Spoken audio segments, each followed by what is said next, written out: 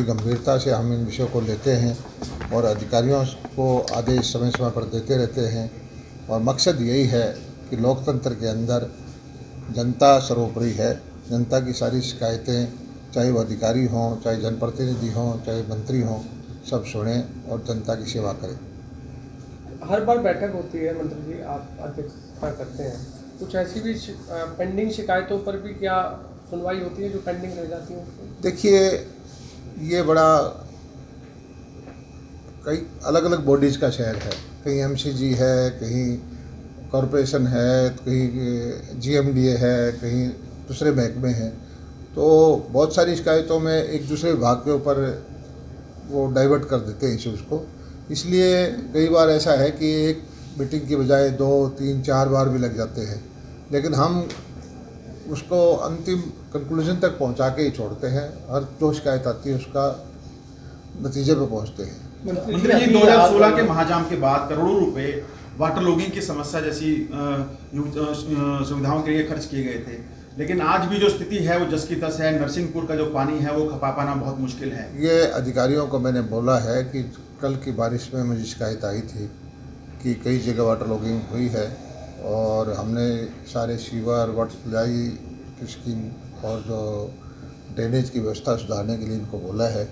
और ये कहा है कि आगे जो है रेनी सीजन के अंदर तेज गति से काम करके जो वाटर लॉगिंग की समस्या से निजात नगर निगम ने सर कोई टेंडर अभी तक जारी नहीं किया है, ना सीवरेज का टेंडर जारी किया है, ना ड्रेनेज का टेंडर जारी किया है। नहीं, तो मानसून सीजन सर पर है सर, कैसे? नहीं, ऐसा नहीं है कि कोई अलग अलग पॉकेट्स के अलग अलग टेंडर होते हैं। आज भी बात आई, बहुत जगह के टेंडर इन्होंने कर रखे हैं, काम कर भी रहा है विभाग। और हमने इनको कहा है कि भाई कोशिश ये करनी है कि इस वक्त किसी को भी रेनी सीजन के अंदर जल भराव की वजह से कोई समस्या ना आए। सर, रेन के अलावा पूरे शहर के अंदर आप जाइए, कहीं भी घूमिए, आप आज आए हैं शहर में, हर जगह आपको कूड़ा मिलेगा। सड़क के ऊपर भी आपको कूड़ा बिखरा हुआ मिलेगा। कूड़ा तक नहीं उठा पा रहा है एमसीजी, जबकि करोड़ों रुपए जो है इको ग्रीन को देता है हर साल। ये भी हमने ये विषय आया था कूड़ा उठाने का, बीच में कोर्ट कचहरी का पॉल्यूशन का कूड़ा डालने की समस्या आ गई थी, कोर्ट का स्टे आ गया था और इसके लिए वैकल्पिक व्यवस्था करने में इनको थोड़ी सी दिक्कत हुई थी, लेकिन अब ये काफ़ी सुधार हो गया है। सर, आप दिल्ली रोड पे निकल जाइए, माता रोड पे निकल जाइए, जहाँ मार्केट है, मार्केट के सामने कूड़ा फैला पड़ा है। खुद आप रहते हो सत्रह के आप पास, 17 में आप रहते हैं, आप खुद वहाँ जाके देख लीजिए, वहाँ कूड़ा फैला पड़ा है, जबकि उसको कहीं ऐसी जगह डालें ताकि वो कवर हो, ऐसी जगह पे भी डालते, सड़क पे भी। इसको व्यवस्था को सुधारेंगे। हमारा ये जो गुड़गांव शहर है मिलेनियम सिटी है और यहाँ जो है ये हमारे देश का मतलब मल्टी कंट्री सिटी है, जिसमें अलग अलग नागरिकता के लोग यहाँ रहते हैं। जितनी व्यवस्थाएं हम सुधार सकते हैं इसको सुधारेंगे और हमारी कोशिश ये है कि यहाँ बिजली, पानी, सफाई, पार्क, सिक्योरिटी सब चीज़ें हों। सर, जब पानी कनेक्शन नहीं दिए गए, नगर निगम वहाँ भी पानी के बिल भेज रहा है, क्या कारण है? ये कोई ऐसा केस है तो मेरे सामने मंत्री जी, हर लोकसभा में रैली इस समय बीजेपी कर रही है। हाल ही में जाटौली में भी रैली हुई थी, उसमें राव इंद्रजीत ने फिर दोबारा से दक्षिणी हरियाणा की आवाज़ उठाई और कहा है कि दक्षिणी हरियाणा के साथ भेदभाव होता है। आपकी विधानसभा भी दक्षिणी हरियाणा में आती है। जनप्रतिनिधि लोकतंत्र के अंदर अपने अपने क्षेत्र की आवाज़ उठाते हैं, इसमें कोई बुराई भी नहीं है। अपने इलाके की ज़्यादा योजनाएं मांगना, अपने लोगों की आवाज़ उठाना, और उसमें कोई बुराई मैं नहीं मानता। लोकतंत्र की यही खासियत आप मान है। रहे हैं दक्षिणी हरियाणा के साथ भेदभाव हुआ है? कोई भेदभाव नहीं है। सबसे ज़्यादा काम इस सरकार में हुआ है। मैं भी दक्षिण हरियाणा से आता हूँ। हमारे यहाँ दक्षिण हरियाणा के किसानों को सबसे ज़्यादा बिजली मिली है, सबसे ज़्यादा नहरों का पानी मिला है, बाजरे का 72 भरपाई का पैसा मिला है।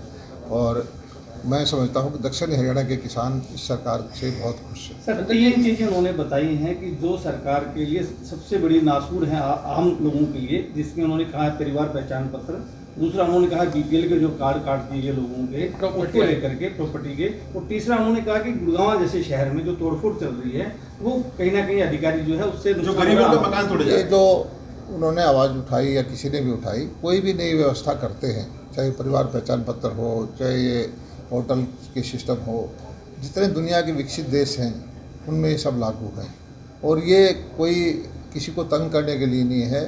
जनसाधारण को सरकार की नीतियों का लाभ सीधा मिले, बगैर बिचौलिए के मिले, ये एक हमारी कोशिश है। इसके लागू करने में, इम्प्लीमेंटेशन में हो सकता है कि कुछ जगह गलत बन गए हों, किसी को दिक्कत हो गई हो। हमारे मुख्यमंत्री जी, हमारी सरकार इसको ठीक करने में लगी है। और कल मैं देखा था कि एडीसी को पावर दी है कि अपने लोकल लेवल पर भी ऐसी कोई शिकायत है तो उसको दूर करें। और व्यवस्थाओं को लोकतंत्र के अंदर एक सिस्टम से चलाना वो एक अच्छी बात है। आप सब भी मानोगे कि ये एक अच्छी बात है, बगैर किसी के इंटरफेरेंस के जो सरकार की नीतियों का लाभ हर आदमी को मिले। मंत्री जी, इसी से जुड़ा सवाल है। आपने कहा कि जो नई सरकार अभी स्कीम लेके आई है और अब विधानसभा जब शुरू होता है तब कांग्रेस इन चीज़ों को उठाती है। आप हुड्डा साहब ने भी कहा कि पोर्टल ले आए, परिवार पहचान पत्र ले आए। अब आपकी सरकार की भाजपा के ही सांसद अब इस तरीके की आवाज़ उठाएंगे और उन्होंने ये भी कहा कि आने वाले चुनावों में बीजेपी को इसका नुकसान होगा और प्रभारी जी को साफ सचेत किया है कि ये जो इस पर नई पॉलिसी है इस पर विचार किया जाए। ऐसा है कि सुधार जो है एक निरंतर प्रक्रिया है। सुधार को कभी चुनाव से देख करके जोड़ के नहीं चलना चाहिए और सुधार जनहित के लिए किए जाते हैं, कोई व्यक्तिगत हित के लिए या पार्टी के हित के लिए नहीं किए जाते। जितने आप देखेंगे इस सरकार के अंदर बिजली का सुधार हुआ, आज हरियाणा के सबसे ज़्यादा गांव में बिजली है, चोरियां बंद हो गई हैं, लाइन लॉसेज कम हो गए हैं, आज डीबीटी का पैसा मिलना किसान को मिलता है, ये भी एक सुधार है। आज किसान को भाव सीधा उसके खाते में पैसा मिलता है, ये भी एक सुधार है। तो सुधार करते वक्त हो सकता है कि पुरानी व्यवस्था के लोगों को कुछ दिक्कत महसूस हो, लेकिन मैं समझता हूँ कि लोकतंत्र के अंदर नई नई प्रक्रिया के तहत सुधार होते रहने चाहिए और इसमें लागू करने में कुछ समस्याएं कुछ लोगों को आती है, उसको ज़रूर हम दूर करें।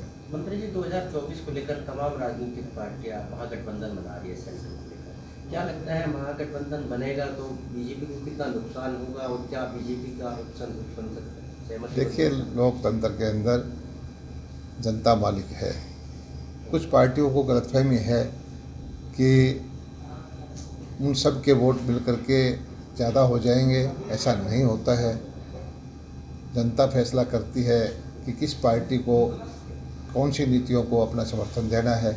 और आज नरेंद्र मोदी जी जो हमारे प्रधानमंत्री हैं, जो देश का मान सम्मान बढ़ाया है, दुनिया के अंदर जो हमारे नेतृत्व की साख बढ़ी है, भारत का रुतबा बढ़ा है, उसको देखते हुए मुझे पूरा भरोसा है कि भारत की जनता तीसरी बार भी उनको आशीर्वाद देगी। जो टाला साहब ने कहा है हरियाणा में भी इस तरह महागठबंधन बन सकता है, इस विचार चल रहा है, बनाए फिर कौन रोकता है।